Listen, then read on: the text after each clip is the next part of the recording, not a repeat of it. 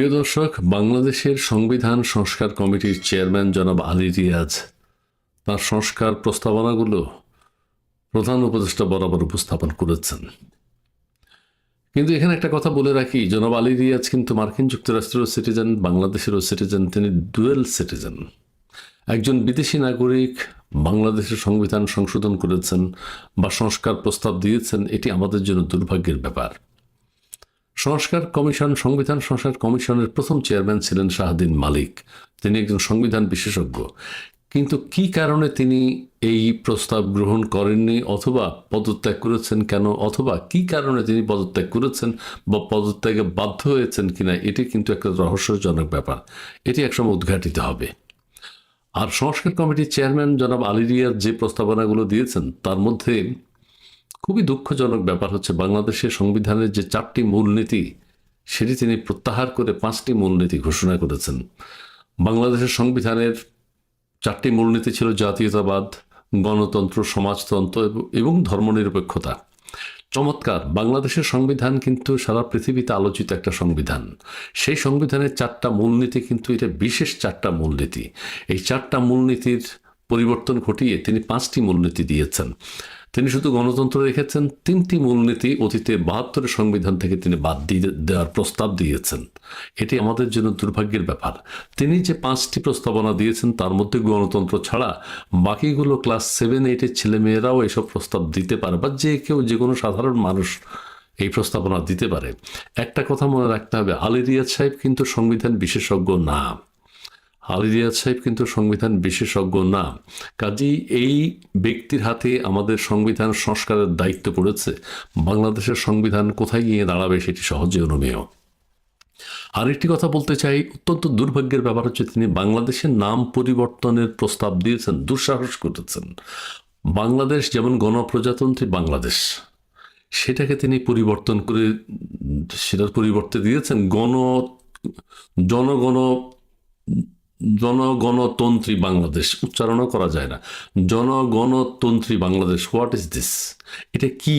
কোনো একটা বিশেষত্ব থাকতে হবে, একটা ওয়ার্ডের মিনিং থাকতে হবে, একটা চমৎকারিত্ব থাকতে হবে। গণপ্রজাতন্ত্রী বাংলাদেশ, সেটার পরিবর্তে তিনি দিয়েছেন জনতন্ত্রী বাংলাদেশ, জনগণতন্ত্রী বাংলাদেশ। What is this? এটি বাংলাদেশের সংবিধানের জন্য, বাংলাদেশের মানুষের জন্য অত্যন্ত দুর্ভাগ্যের ব্যাপার। আর হচ্ছে গণপ্রজাতন্ত্রী বাংলাদেশ। এই প্রজাতন্ত্রী আমাদের এই নতুন যারা শিশু উপদেষ্টা বা শিশু সমন্বয়ক আছেন, তারা বা শিশু রাজনীতিবিদ যারা আছে, তারা প্রস্তাব দিয়েছে গণপ্রজাতন্ত্রী প্রজা হতে পারে না, জনগণ প্রজা হতে পারে না। এই গণপ্রজাতন্ত্রী বাংলাদেশ সরকার বা বাংলাদেশ এর একটা সঠিক সুন্দর চমৎকার ব্যাখ্যা দিয়েছেন আমাদের দেশের বিশিষ্ট বুদ্ধিজীবী জনাব সলিমুল্লাহ খান।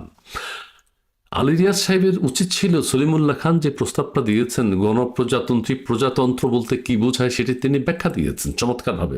সেই ব্যাখ্যাটা গ্রহণ করা, অথবা সলিমুল্লাহ সাহেবের সাথে পরামর্শ করা, অথবা কোনো বিশেষজ্ঞের সাথে, সংবিধান বিশেষজ্ঞদের সাথে পরামর্শ করা, কিন্তু আলী রিয়াজ সাহেব সেটি করেননি। তিনি শিশুদের কথা শুনেছেন, তিনি জনগণের কথা রাখেননি। তিনি কি নাম দিয়েছেন? গণপ্রজাতন্ত্রী বাংলাদেশ। এর পরিবর্তে তিনি দিয়েছেন জনগণতন্ত্রী বাংলাদেশ। এটা মেনে নেওয়া যায় না, বাংলাদেশের মানুষ এটা মেনে নেবে না। তিনি দ্বিকক্ষ বিশিষ্ট সংসদের কথা বলেছেন, তিনি আরো বেশ কিছু প্রস্তাবনা দিয়েছেন এবং সংবিধানকে তছনছ করে দিয়েছেন। বাংলাদেশের মানুষ এটা মানতে পারে না, বাংলাদেশের রাজনীতিবিদরা এটা মানতে পারে না, বাংলাদেশের সাধারণ মানুষ এটা মানতে পারবে না। কাজেই জনাব আলী রিয়াজ তিনি বিদেশ থেকে আগত ভাড়াটি একজন, এবং এই সংবিধান সংশোধনের জন্য যে এই কমিটিকে যে টাকা দিতে হয়েছে সেটাও রাষ্ট্রের টাকাগুলো নষ্ট হয়েছে আমরা মনে করি, এবং দেশবাসী মনে করে বাংলাদেশের যে নাম ছিল গণপ্রজাতন্ত্রী বাংলাদেশ, চমৎকার, সারা পৃথিবীব্যাপী সেটা গ্রহণযোগ্যতা পেয়েছে। এবং বাংলাদেশের সংবিধানের যে 4টি মূলনীতি, সেটি হচ্ছে জাতীয়তাবাদ, গণতন্ত্র, সমাজতন্ত্র এবং ধর্মনিরপেক্ষতা। এখানে একটা কথা মনে রাখতে হবে, ধর্মনিরপেক্ষতা আলী রিয়াজ সাহেব বাদ দিয়েছেন। বাংলাদেশে বহু ধর্মের মানুষ বসবাস করে, সো প্রত্যেকের মৌলিক অধিকার সংরক্ষণ করতে হবে সংবিধানে। কাজেই সেটি তিনি প্রত্যাহার করেছেন।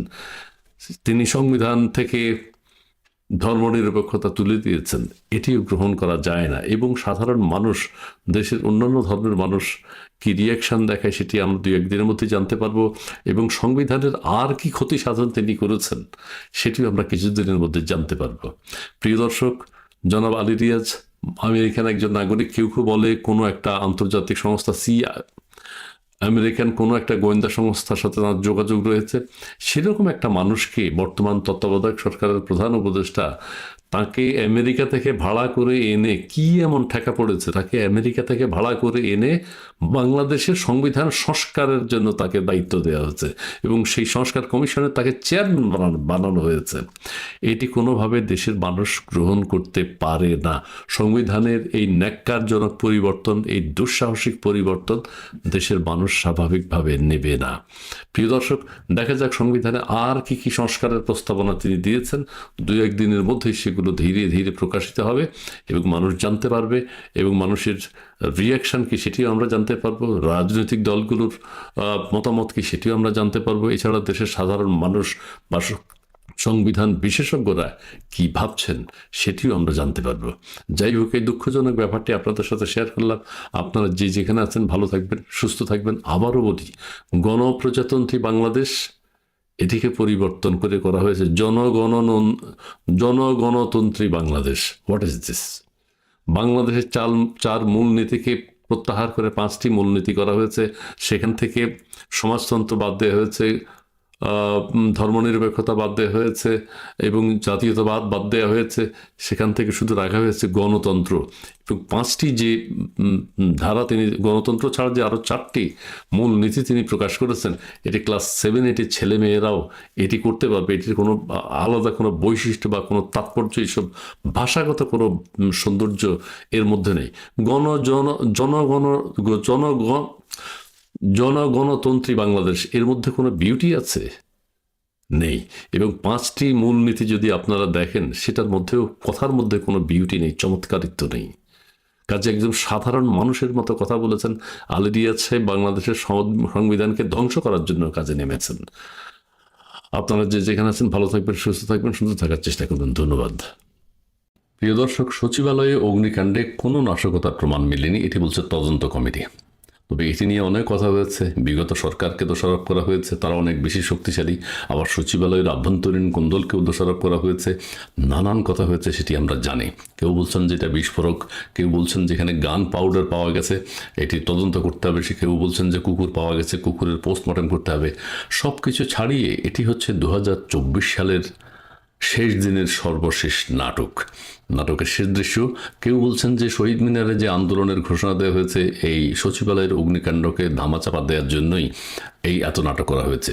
অর্থাৎ অগ্নিকাণ্ডের পর কিন্তু পরপরই তারা এই কর্মসূচি ঘোষণা করেছে 31শে ডিসেম্বর, এবং এই 31শে ডিসেম্বর পর্যন্ত, অগ্নিকাণ্ডের পর থেকে এটি নিয়ে